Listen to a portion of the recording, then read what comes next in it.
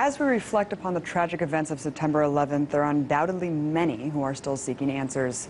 Throughout the last 12 years, we've seen nothing but corruption and deceit echoed throughout the political and media establishment, all to perpetuate endless war and the erosion of our rights.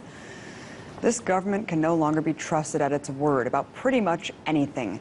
Instead, we need to seek out the truth for ourselves. Unfortunately, the act of questioning anything about this event now runs you the risk of being dismissed as a conspiracy theorist or a lunatic by the corporate media. That the government would deliberately kill 3,000 people to accuse the president of this because of this, he's protecting oil interests. Governor, that's a terrible accusation to make. Cannot say that any member of the Bush administration knew it was going to happen or wanted it to happen. It's a ridiculous thing to say. Every time Rosie O'Donnell says something about 9/11 conspiracies or the fillings in your teeth being like a mind-numbing government plot against you, I mean, it's gone too far at this point. It really hasn't. Apparently, it's a disgrace to want more than a stack of paperwork and a congressional seal to find out how much the government knew and what it chose to do or not do on that terrible day. And perhaps the most fascinating of terms that have become a pejorative for the establishment is truther. When did seeking the truth become a bad thing? And how did the pursuit of any kind of facts become so objectionable? Look, this dismissal is deliberate. It's also severely dumbing down the dialogue we should be having, and in fact, it's an endangerment to investigative journalism. For crying out loud, to question official narratives is the role of journalists, historians, and documentarians. Otherwise, we'd just be getting our news verbatim from government press releases. And most journalists who do question further get praise for their determination and courage to not accept an answer at face value. But for some reason, 9/11 is put into a different category altogether. If someone wants to dig deeper and not accept the government's analysis at face value, they're considered almost un-American. I guess it makes people too uncomfortable to believe that the same criminal cabal that oversaw a torture program, murdered 1 million Iraqis, and started a war based on known falsehoods just might have the lack of empathy to allow such a tragedy to occur to advance its geopolitical goals. So if a truther is simply a person that cares about evidence and facts, no matter how ugly or uncomfortable they may be, then maybe that's a label we should all embrace.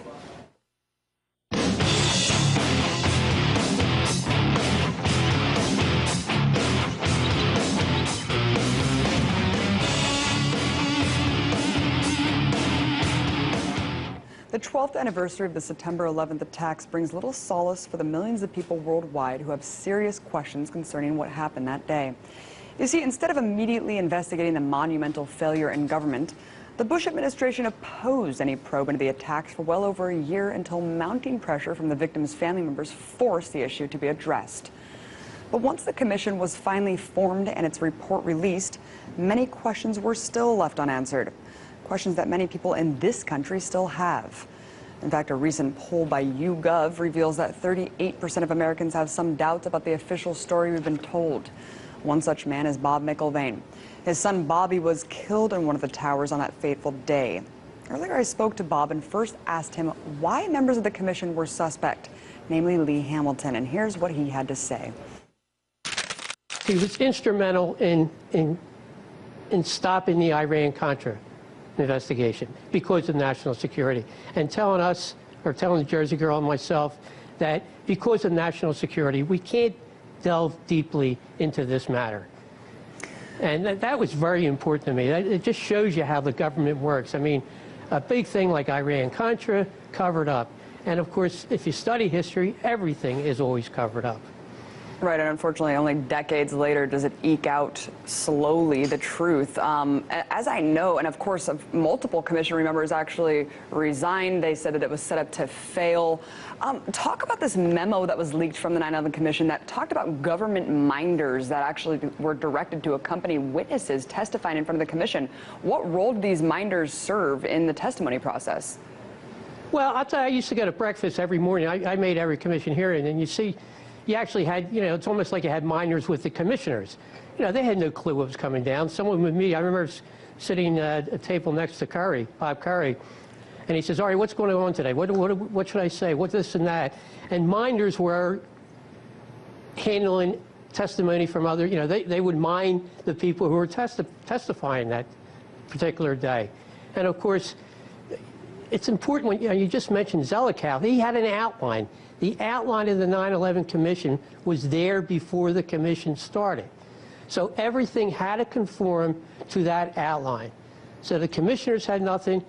And the whole time I was there, each commissioner maybe had 5 minutes. So everyone that spoke, everyone that testified, and remember, there was no subpoenas, they would only have 5 minutes to question these people, any commissioner wanted to. And so anyone that would testify, a minder would, urge them that this is what you have to say. So, I mean, the whole, it's even worthless to debate about the commission and the fact that it was a useless endeavor. It was not an investigation. Ben Venice, I heard him say, again, down at lunch, he had said, this is only an exposition. It is not an investigation. We're just laying things out on the table. We're not there to blame anyone. And they were very condescending to all the witnesses, especially government witnesses. The whole 9/11 Commission is based upon torture. Everything in that book about what happened on that day is based on torture. I don't know where the uproar of the American people is. Anyone could torture me, and I would admit to anything, and that's a proven thing. And then one of the, Abu Zubaydah, we haven't heard it in the papers, but in 2009, they let this man go. Well, he's the one that dropped the dime on KSM, Khalid Sheikh Mohammed. And he had nothing to do with 9/11. So there's nothing reputable about that commission report. It's a piece of fiction. It should be discarded. It's omissions and lies. The most glaring omission to me, aside from some other really important things, is the put options. Why were you told when you brought this up that it was disinformation, or you were kind of rejected and dismissed about the put options? What are they, and why are they suspect? Put option is you're gambling, and the firm that my son worked for, Merrill Lynch, people within Merrill Lynch made millions upon millions of dollars. You're betting a stock will fall, but you buy it at a certain level, okay?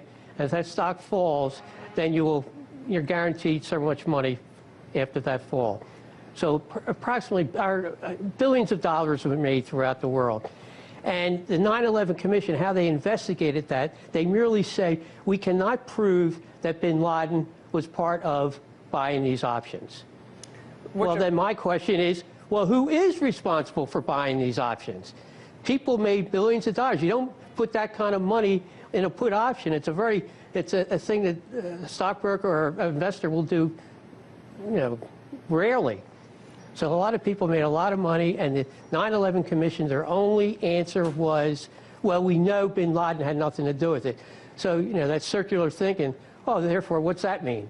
Well, right, the circular logic. But who did? In other words, they didn't, circular logic. They didn't look into who did make this money. Right, which is actually far more interesting, the fact that bin Laden did have nothing to do with the put options. Well, who did? That's far more interesting to me, that maybe, rich businessmen actually bet that these stocks would fail, I think, 15, 20, 25 times higher than on average on any given day.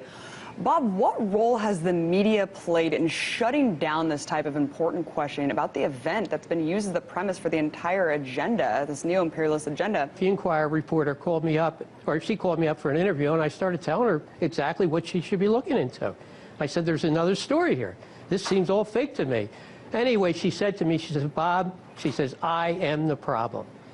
And this is indicative of the entire industry. I am the problem. I guarantee you, if I go back to the editors, they will not put this on the news.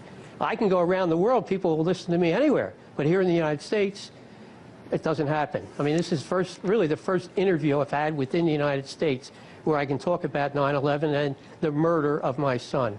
Well, unfortunately, it's on a Russian network, Bob, that really is indicative of how much of an abysmal failure the entire U.S. media apparatus has become, unfortunately. It's just an echo of the establishment, even though it's run by corporations, which should be of grave concern to every American. Thank you for your courage, for questioning government narratives. It's crucial.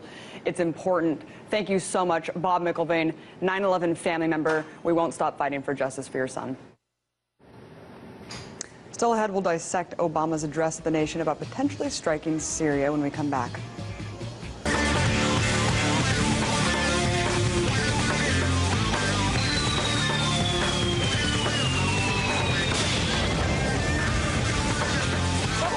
broke into primetime programming last night to once again beat his Syrian war drum and assert the same unsubstantiated evidence about the Assad regime's use of chemical weapons. Now, after 13 minutes of proclaiming the right of the U.S. to strike regardless, he finally mentioned the diplomatic solution that Russia and Syria presented, calling it an encouraging sign. But just in case a last-ditch effort at diplomacy fails, Obama made crystal clear that the world should be trembling with fear at the overwhelming might of America's military machine. Let me make something clear. The United States military doesn't do pinpricks. Even a limited strike will send a message to Assad that no other nation can deliver. Yeah, go America! That's right, we don't do any of that wimpy pinprick stuff. When we bomb you, you better expect the full arsenal of our Tomahawk cruise missiles to rain hellfire on your entire population. Wait a second. I thought this was supposed to be a limited strike, and that sounds to me like a pinprick solution. Taking out a couple of select targets.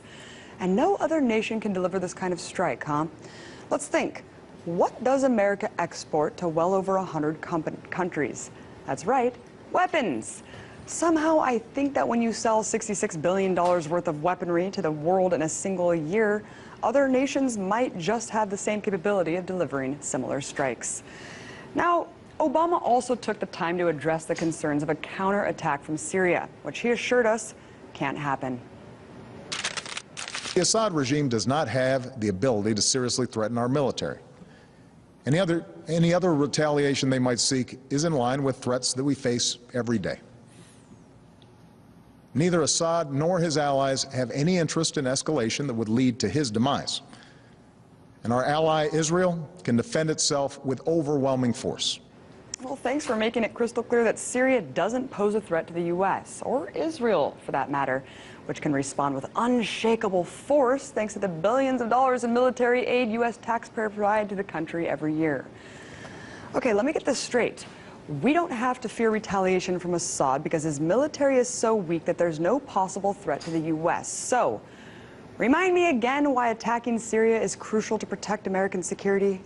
Remember, this is the same man who repeatedly said during the run-up to the Iraq War that even though Saddam had gassed his own people, he posed no danger to the U.S. And back then, Obama also stressed that getting involved militarily in Iraq would only worsen the situation and inflame the Arab world. Which brings me to Obama's most outrageous statement in his entire speech. It's true that some of Assad's opponents are extremists.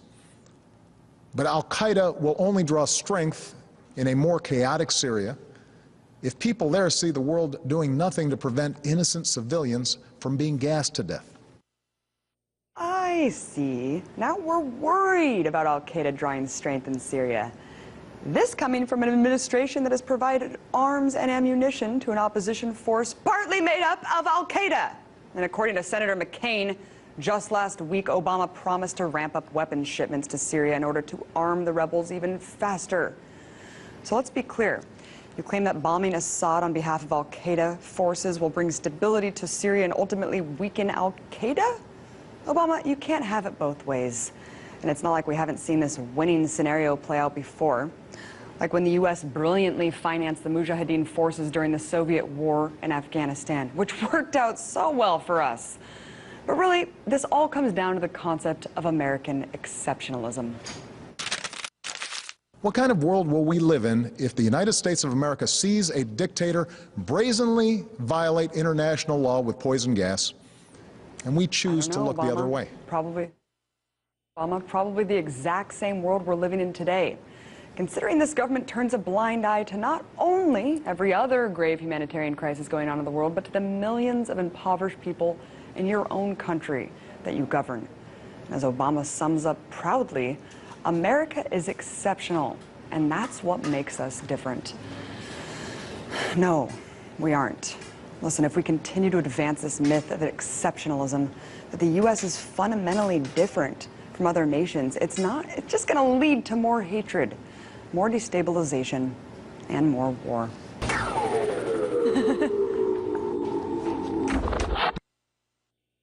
We've all heard the rhetoric about the September 11th terrorist attacks being the result of an enormous intelligence failure.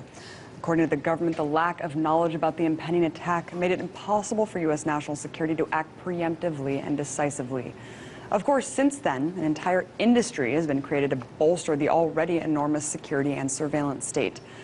What if the attacks were not just an intelligence failure? What if, contrary to the official narrative, sufficient intelligence was available that should have prevented the attacks? Well, it's an assertion that my next guest has risked his reputation to prove. His name is Anthony Schaefer, and is a retired Army colonel who alleges that a multitude of information about the hijackers was available before 9/11. Thank you so much for coming on. Thanks for having me. Good to be on. While in the military, you oversaw a program called Able Danger. What exactly is Able Danger, and what was your role in overseeing it? Able Danger was essentially a Special Operations Command program which was focused at pre-9/11. We're talking about 1999 to 2001. Targeting of Al-Qaeda. Al-Qaeda, as you will recall, was attacking our embassies in East Africa. There was a trend now developing in the later decade, and Able Danger, simply put, was an operational set, a set of operations designed to essentially identify, target, and then do things to destabilize Al-Qaeda as a growing threat. And how much information are we talking about here? Well, we're talking about the NSA issues. All the tools we developed for Able Danger were the things the NSA now uses. We're talking about data mining. At the time, the data mining didn't exist, and that was the whole idea. Since we had never sought to target a global organization that had no geographic boundaries, data mining became the focus of that, and we had terabytes of data on them. And obviously, one of the things, as you indicated in the introduction, information was there. It just was never properly shared or integrated with the larger picture of other agencies such as the FBI, such as CIA's data, so we could get a complete picture.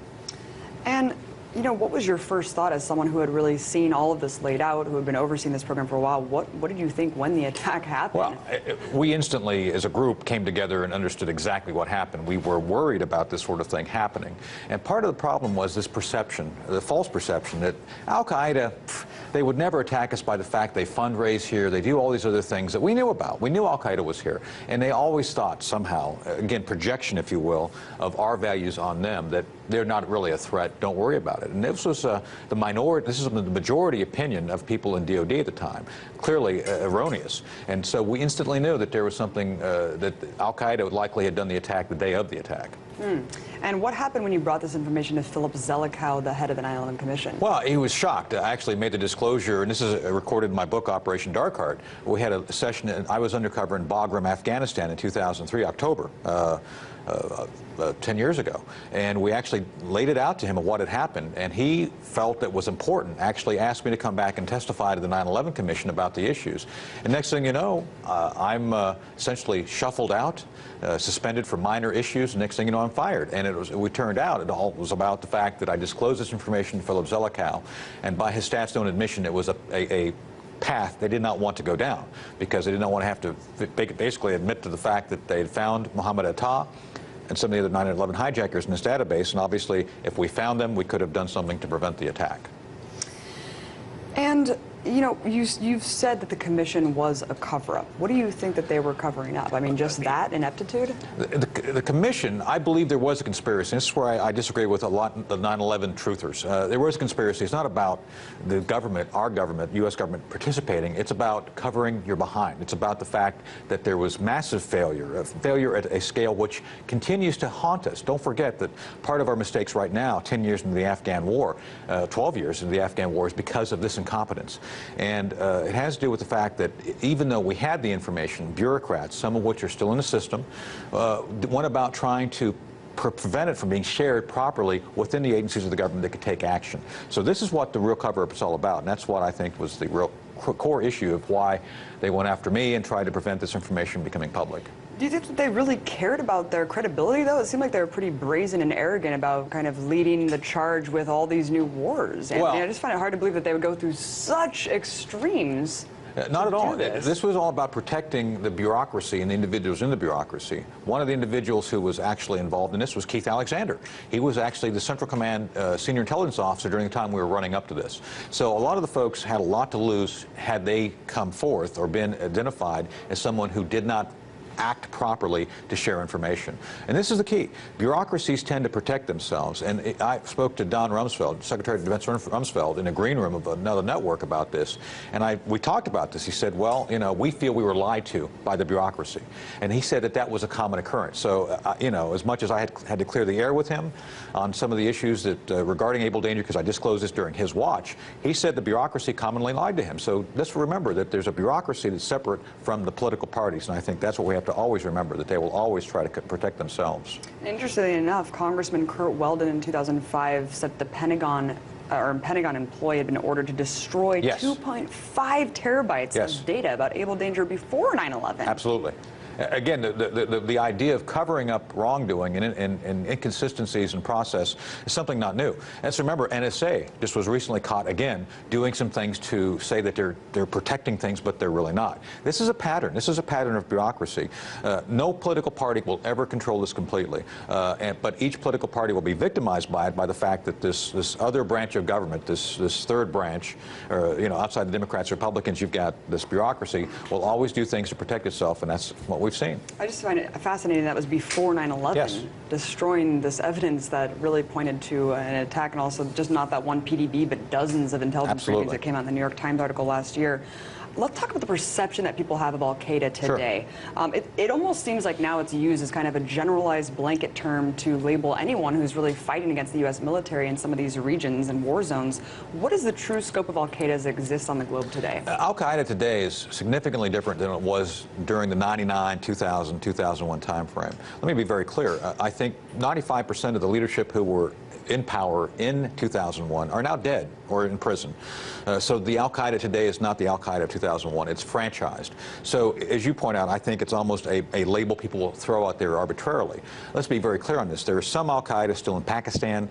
Al-Qaeda in the Islamic Maghreb, al-Qaeda in the Arabian Peninsula, the really big cells of this. They exist, and their focus now is destabilizing countries and governments that are friendly to us. They're more focused on that than they are coming after us. Not to say that they may not recover someday, but clearly their focus is different than what it was 12 years ago. And, you know, let's talk about your book, Operation Dark Heart. Sure.